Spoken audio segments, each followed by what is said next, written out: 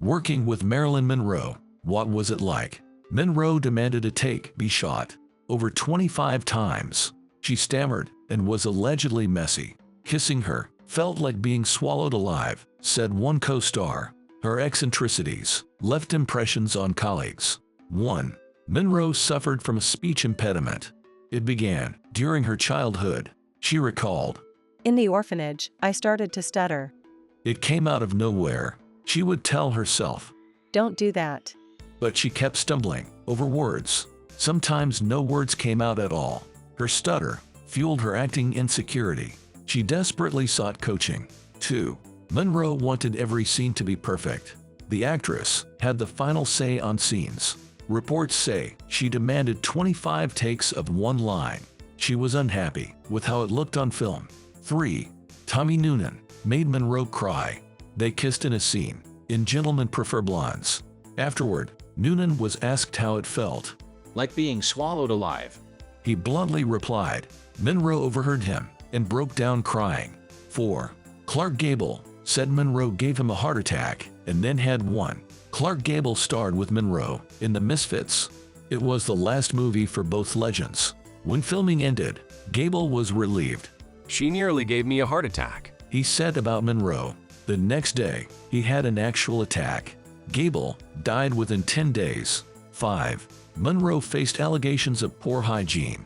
The star could be lackadaisical and messy. She disliked showering often, per reports.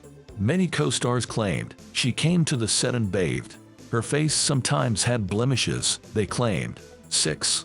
Tony Curtis said there was madness in Monroe. He and Monroe co-starred in Some Like It Hot. They also dated in real life. Curtis saw kindness in Monroe.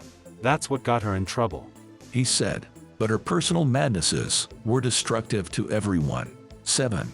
Monroe struggled to find true friends. According to her assistant, Betty Robin, most friends were employees. They worked for Monroe or had worked for her before. Monroe was unable to fully trust people outside of financial ties. 8. Monroe's emotional issues disrupted production. Richard Widmark and Monroe filmed Don't Bother to Knock in 1952. Widmark liked Monroe personally, but he found working with her god-awful. Monroe often refused to leave her dressing room. When she arrived on set, she was a nervous wreck. 9. Monroe had one makeup artist throughout her career. She kept Snyder by her side for 16 years. He started doing her makeup in 1946 for her first screen test. Whitey even did her funeral makeup in 1962. 10. Laurence Olivier couldn't resist Monroe's charm.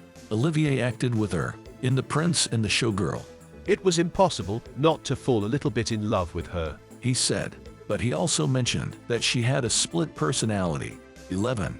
Jane Mansfield believed Marilyn Monroe felt threatened by her. She described their relationship as a rivalry. Monroe claimed Mansfield just copied her. 12. Jane Russell got to know Monroe's real personality.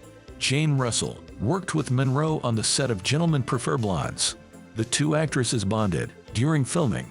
Russell thought Monroe was pretty, but also shy and sensitive.